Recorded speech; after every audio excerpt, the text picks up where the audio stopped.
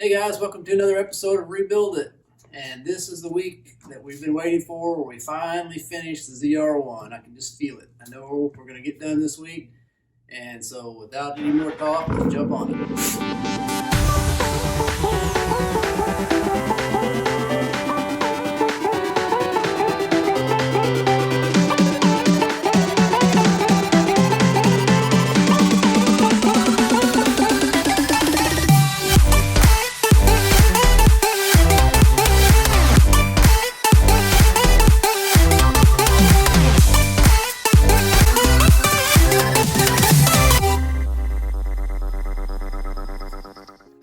Man, get the tires off of this thing.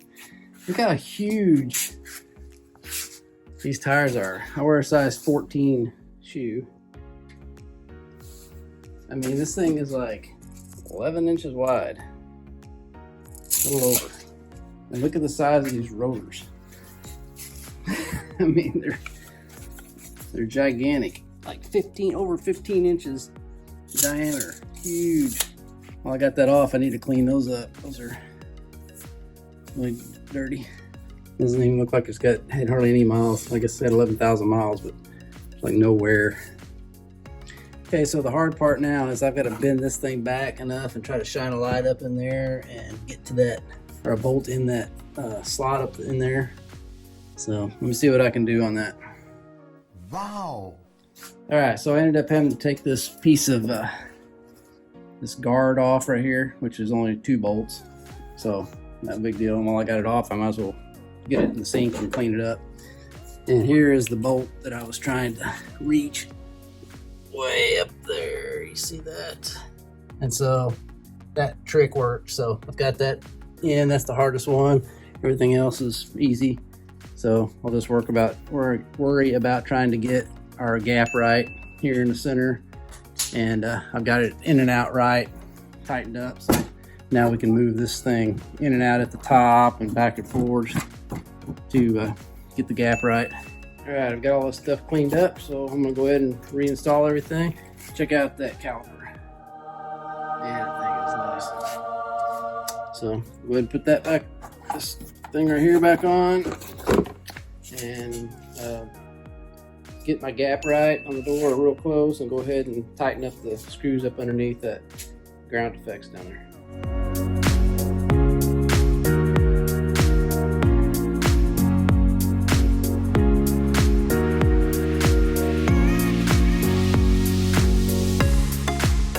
All right, so that's all back together. Now I'm gonna go over the other side and do the same thing. Get it jacked up, get the tire off, and get that piece out so I can get it washed. I got a big tub of water over there. Hey guys, it's time to pick a winner for the t-shirt contest from last week's video. All you had to do to be entered to win was just comment "almost finished" in the comment section. So let's head on over to our random comment picker and see who won this week's giveaway. Billy Knight won this week's giveaway. He said, "This is a beautiful car, almost finished." Thanks, Billy. We appreciate it. Just send us an email with your contact info and your address, and we'll get a t-shirt sent out to you. So this one was even worse to get to, way back up in there. If I could even show you, way back up in there. So the only way to get to that was to use this real long extension with a swivel. I don't know if you guys any of you know this trick, but if you try to use a swivel way far away where you can't hold on to it, it just wants to like fall sideways whenever you get it way back up in there. So if you put a little piece of tape around it, it holds it enough in place to get it on the bolt you're trying to get it on, and then it still lets it pivot enough. It just slows the pivot down some. So that's how I had to do it on there, and that worked. So the hard part's done, and now I just need to get the fender liner cleaned back up and get this thing reinstalled. Oh, and get the caliper all cleaned up too.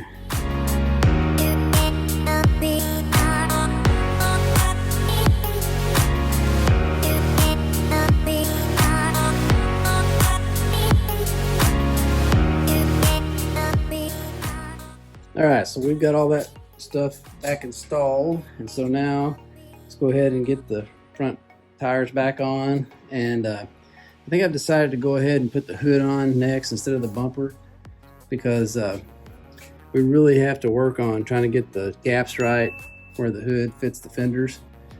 And we're gonna have like this bolt here, and some of this stuff down here covered up by the bumper so that we won't have as much flexibility. So I think with the bumper probably needs to be the last thing we put on. So let's go ahead and get it dropped down lower, and then we'll put the hood on and do some test shuts to see if we're even close, you know, where it goes on here before we start messing with the final adjustment on the fenders.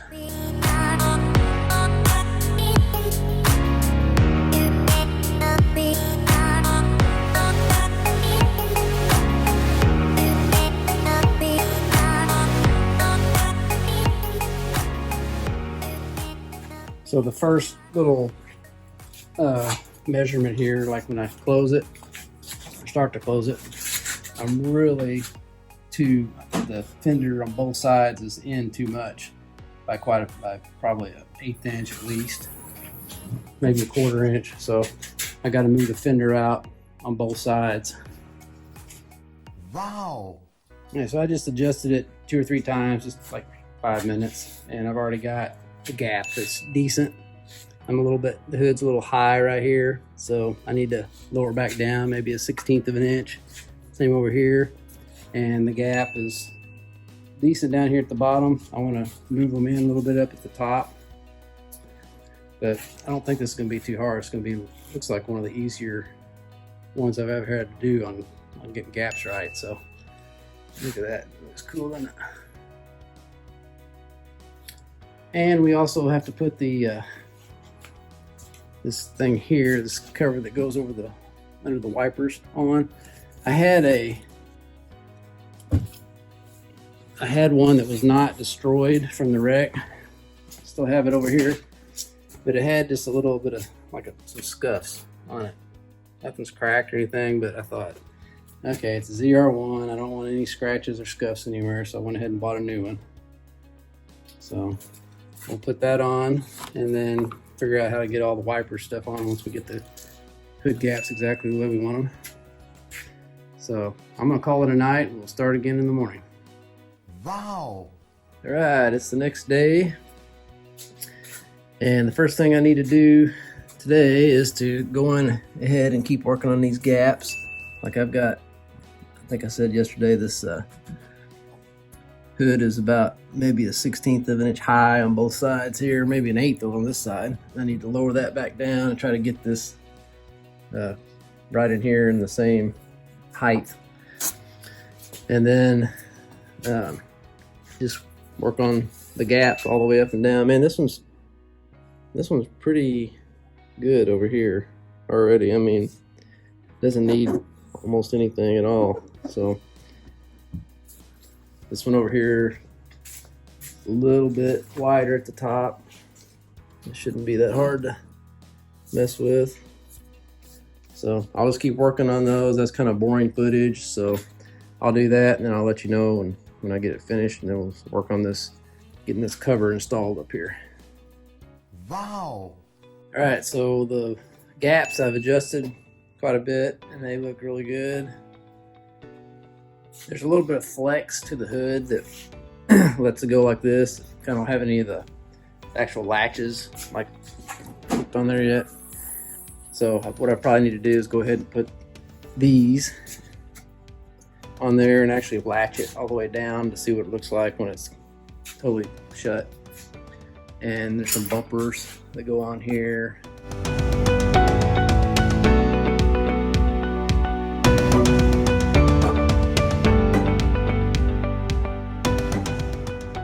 All right, so I got the hood actually latched, and when it's latched, this gap over here is pretty close. It's a little bit tight at the top, so I'll need to move that fender back out just a little bit.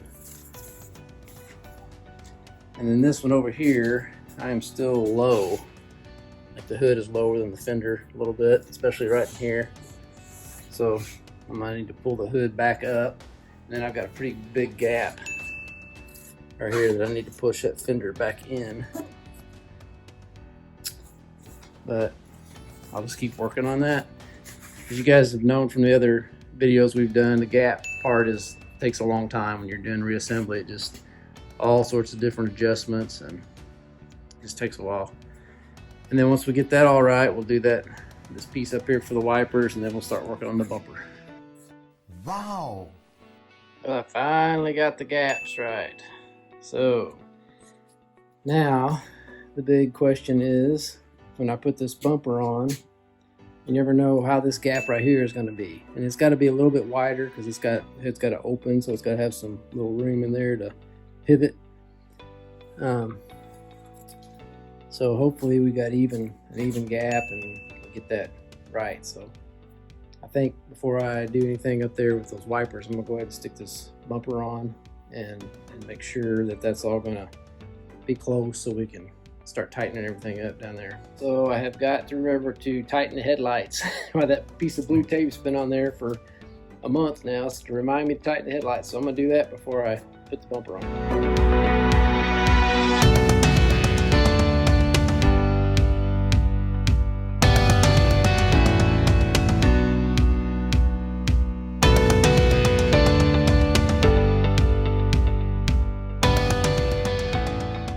Okay, so everything snapped in where it's supposed to snap in, I think. Let's see if my holes line up. Oh, there goes another snap. There goes another one in there. Let's snap those down. Now, before I do any more, I better check and see how our hood looks with that front gap.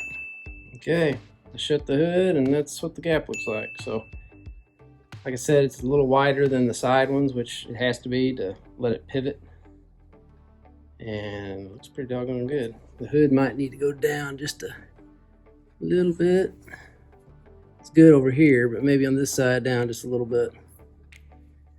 So I'll mess with that a little bit. But for now, I'll go ahead and bolt this thing, put all the nuts on it, and get it secured.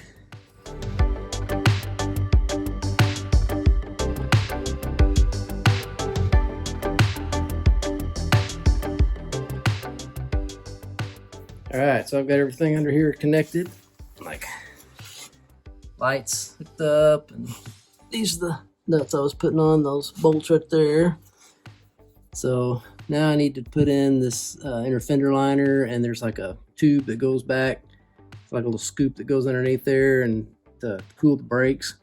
So I'll go find those, and they're already ready to put on, so let's see what's involved in putting those in. Okay, I did this off camera, but I thought before I get putting all that fender liner stuff in there, I better make sure there's not something I need to do before I totally button up the bumper as far as getting this height right on the front. So I went ahead and investigated it back up in there, and there is a piece that goes, it was smashed on the other Corvette front, but it's this piece right back up in here. And it has a adjustment up and down all the way across. And the only way to get to that is from the front, which is behind the bumper. So I went ahead and took the bumper back off before I buttoned it up anymore, and adjusted that thing up and measured it and make sure it was right all the way across. So let's check and see. So get the hood all the way shut. Make sure we are the right height. Yes, I think we are. I think that's good. So our gap looks nice there. All right, so now let's go ahead and finish the fender liner stuff.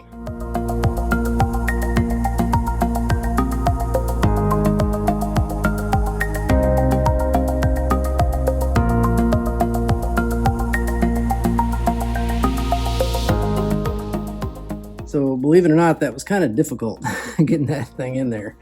I got it put in, and then when I got under here to check what I had done, I realized that there's all these little fingers that stick out along this, and there's these little slots in this thing. These fingers all have to match and go up inside there. I guess when a car can do 200 miles an hour, everything has got to be like super tight under here, because that's where your wind hits first.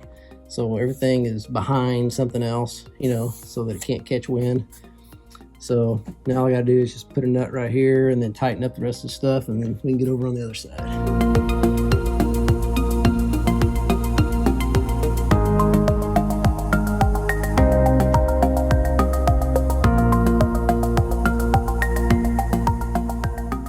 Okay, and here is the other side. There's our air duct onto the brake. So now let's put this wheel back on and get it back down on the ground, and then we can jump up on the wiper area. All right, back down on the ground. Really is a beautiful design those guys did. If there's any weak area on them, I think it's the front bumper. Just kind of looks more, not as refined as the rest of it, but it is a beautiful car. So now let's pop the hood and figure out what's going on up here in this windshield wiper area, because like the front is, you know, this was all apart when I got it, so I've never seen it together all the way, so it's just trying to figure it out as you go. So let's see what's involved in this. All right, so this thing just kind of slips on. It's got some little clips that go right here that goes up underneath the glass. But I think before I've got that side kind of locked in, but before I do this side, we really need to set the wipers on there and feed the hose, the washer hose down through these little holes, and hook up the hoses that go on those, because I think most of that is done underneath. I don't want to lock it all the way down. And before we do anything, we need to make sure that the wipers are in park position. One time I was working on a Jeep with my son. It was his Jeep, and we were putting the wipers back on the Jeep. We just repainted the whole thing, and it was really nice looking, and we got finished, and it was just the last steps, putting the wipers on. And we didn't check to make sure that those studs were already turned off, like the wipers turned off and those were in the park position. So we put the wipers on, turned it on, and they had been turned off like this. So the wipers went down into all the new paint and made a big dent in it. Oh, it was a nightmare. So we're not going to let that happen this time. So I'm gonna mark a little spot on the end of that, going sideways, and make sure that's what it looks like when I turn the wipers on and off. Okay, so they're all the way parked. They're where to start with, so we're safe. Let's go ahead and put them on.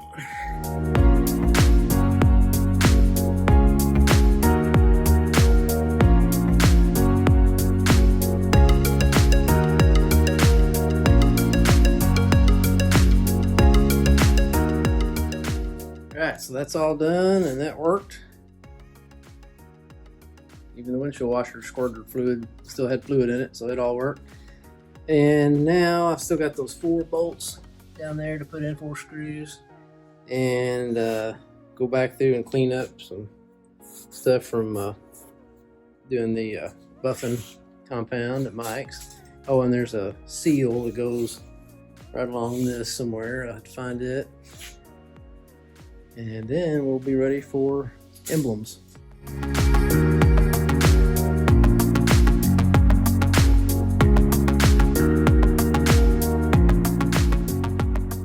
Okay, so the last thing here, I took measurements before I took the emblems off. So I marked it on there with a little bit of pencil mark. So I'm going to stick the front and the side ones on, and then the finale is the front. Okay, I've got the side emblems on. Now let me find my $60 front end emblem. So here they are. That is, and it should just have 2 studs on the back of it. Alright, there she is. So I can go ahead and be getting the 551 inspection set up, and next thing is do a front end alignment. Should be done with this bad boy. One more thing I need to show you guys is I did finish the interior. If you'll remember, we never did put the these pillar trim pieces back on, so I went ahead and did that. They just snap on. I had to hook up the microphone for the like the telephone part, and so both of those are done. And that was it. That was the last thing we had to do on the interior, so it's 100% complete. And just can't wait to get this thing on the road to see how all this does. Well, I hope you guys enjoyed this episode of Rebuild It. It was a really fun one for me. And out of all the cars that we've done on this channel, of course, this is the biggest and best by far. But I was really more pleased with this than anyone that we've done yet because of the gaps and everything just lined up. I mean, just right on. It's just, you put a piece on, you look down and you look into the hole that's supposed to line up with the hole in the frame. I mean, it was like right in the middle. And so the hood and gaps on everything. Always remember, kids, it's like Dad always said, a gap is like a person. The more you talk to them and the better you treat them, the more likely they are to forgive you when you come after them with a pry tool and a socket set. It's really nice, and so I'm really happy with that. We are missing still the front splitter that goes up here. That had to be special ordered, and it took like 6 weeks from when we placed the order, so it's still got another probably 3 weeks or so before it gets here. But that really is going to add a lot to it too. It sticks quite a ways out, and it's just a real aggressive look, and it's all carbon fiber that matches the side pieces. So really that's it for now. We do have one more episode to do on the ZR1. That's when we do the price reveal and our first drive, but I can't do that until we get the car in to get the inspection with the Highway Patrol, and they are closed for 2 weeks because they're doing school bus inspections, so we can't get anything done. And it's snowy and muddy and nasty outside. Wouldn't want to get it out anyway. So as soon as that's done, we'll shoot the finale on the ZR1 build and get to have a lot of fun with that episode because that's going to be a blast to drive it. I can't wait to do it. So we'll see you next time. Give us a thumbs up down below if you enjoyed the episode, and make sure you share us with your friends. We're about to hit 700 subscribers on our channel. I know that's very low. And it's hard to believe that we've been doing this over 2 years and still only have 700 subscribers. But we do appreciate you guys that have subscribed because you're very loyal, and we just appreciate all your support. So we'll see you next time. And always remember, don't retire it if you can rebuild it. See you guys next week. Thanks so much, guys, for tuning in and watching this week's episode of Rebuild It. Make sure you subscribe so you don't miss out on any awesome content. Have a good one.